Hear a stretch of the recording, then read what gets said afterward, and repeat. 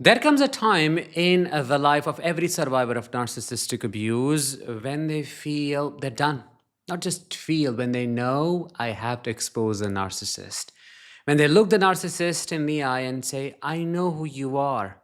I have figured you out. But what happens? What happens in that narcissist's mind? How do they feel about it? What do they experience? Most will tell you, oh, they shatter, they collapse, they rage, but a lot goes on. How do I know? I have lived it, experienced it, and talked about it in different episodes. But today, I am going to talk about some of the darkest and deepest aspects that I have not addressed before. I am Danish, a narcissistic abuse recovery professional. Welcome to my channel. The topic for today's episode is 5 things a narcissist feels when you fully expose them, when you tell them, I'm done with you. Before we get started, something really important to share with you. I just launched my signature membership program called Thrive After Narcissistic Abuse. You see, after a decade of having worked with so many survivors and having experienced my own healing, I say there are 2 groups of people when it comes to narcissistic abuse trauma. One group I call survivors, those who have a deep intellectual understanding of what narcissistic abuse stands for, and they can literally diagnose every single red flag out there. But they stay stuck. Why? Because trauma is timeless, they never move on.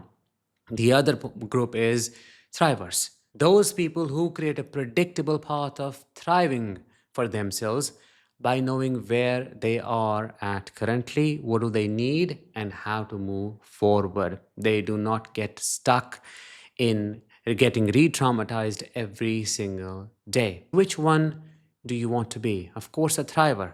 And I will teach you in this membership, rather, guide you how to get there and not just dump you with a load of information. It is a community based support system where we all get together and keep moving forward. Want to join? Click the link in the description or the I button above before the doors close on June 22nd. Let's get started with number 1. Delusional dilemma. Let's say you are in an emotionally prepared state, in control of your nervous system, completely stoic and fact based. You present your argument, you dissect their personality, precisely showing them how rotten they are. How do you do so? By backing up everything you say with facts. What happens to a narcissist? They are taken aback because they thought they were invincible, but what you're doing is proving them wrong. However, that's not supposed to happen. That's not how they are supposed to feel. So it puts them in a delusional dilemma. Why delusional and not just dilemma? Because deep down, they process the information, and unlike a healthy person who would say, oh, yeah, I am as guilty as charged, I see what I have done wrong, and I gotta take responsibility now, there is no escaping this. A narcissist just does the opposite of that. They somehow justify their victimhood.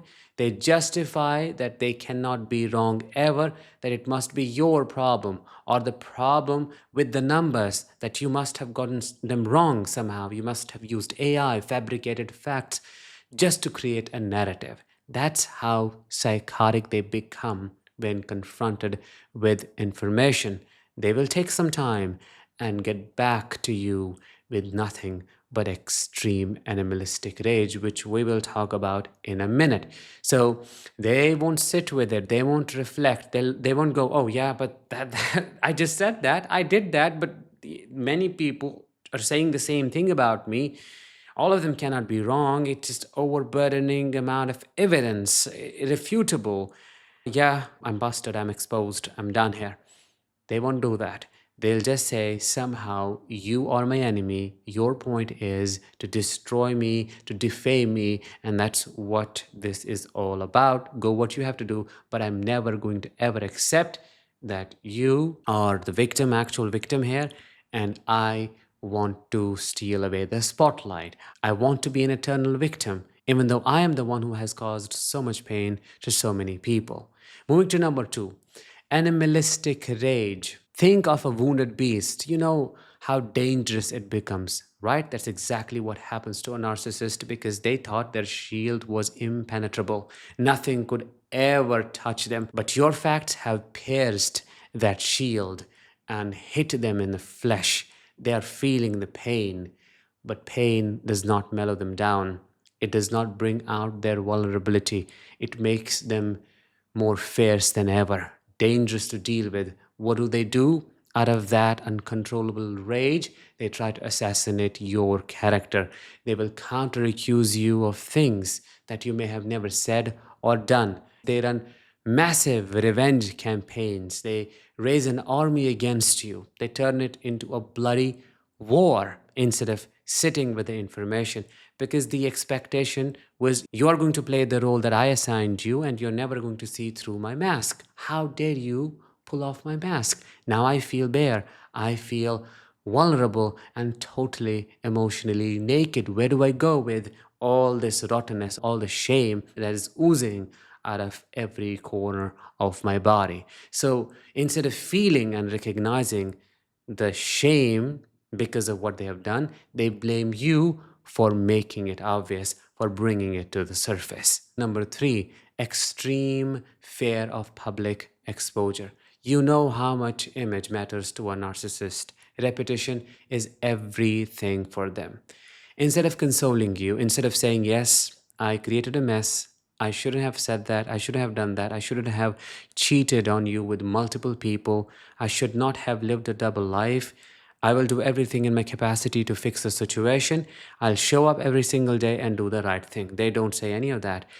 They instantly make it about themselves. Why? Because they are extremely grandiose, entitled, and psychotically self obsessed. What does that mean? That simply means they cannot see beyond their shadow.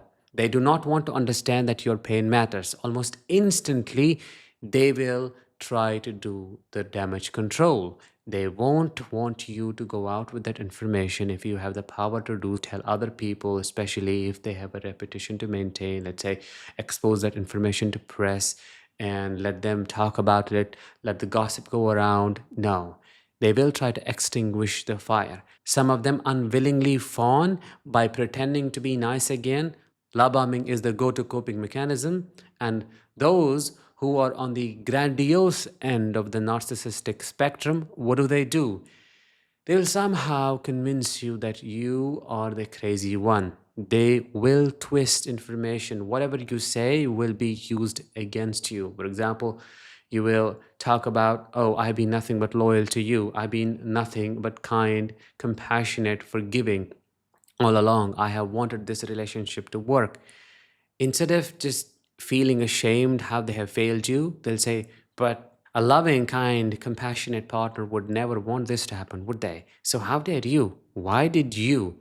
They will then create if then conditional for you. If you are a nice partner, then you will do this. Outside of that domain of behavior, you cannot function. If you do anything that is not right in my sight, then you are not that loving. You're not that kind.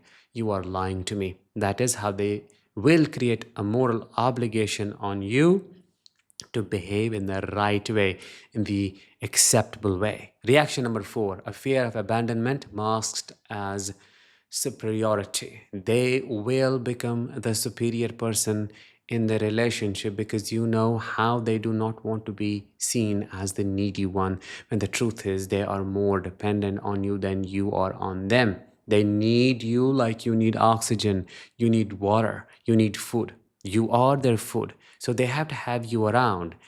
And instead of instantly replacing you, especially when you are the grade A type supply, what will they do? They'll somehow try to accuse you, like they all do, make you take the responsibility.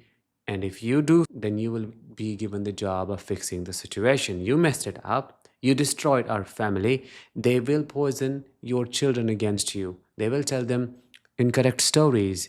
They will weave narratives. Think of a spider who will try to trap you in their web of lies. You break one strand, you get trapped by the other. They will play that game until you use all your force to shake it off and get out of it, break it once and for all.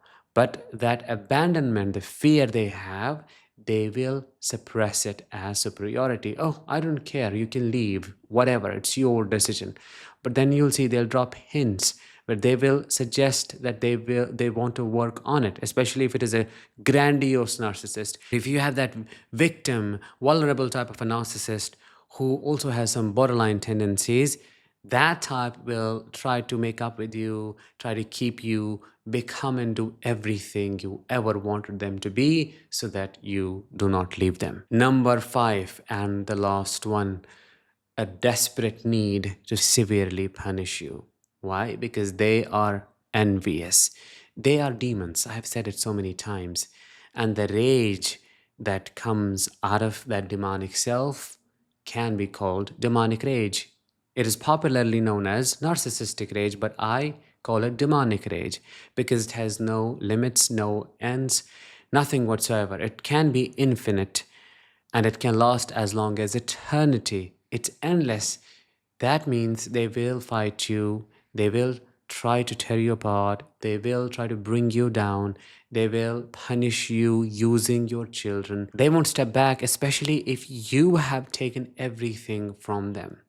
Whatever may be their point of control and access, they will heavily weaponize it. Finances, joint finances, oh, they are going to turn it into a complete shit show in the court system. Children, custody is going to be a nightmare. Children are going to get heavily traumatized. There are visitations required. That is going to be super, super painful to deal with. Narcissistic parents who then play the desperation game, become the victims, and somehow act dumb. Oh, we don't know what happened. What's going on? Why did you leave us?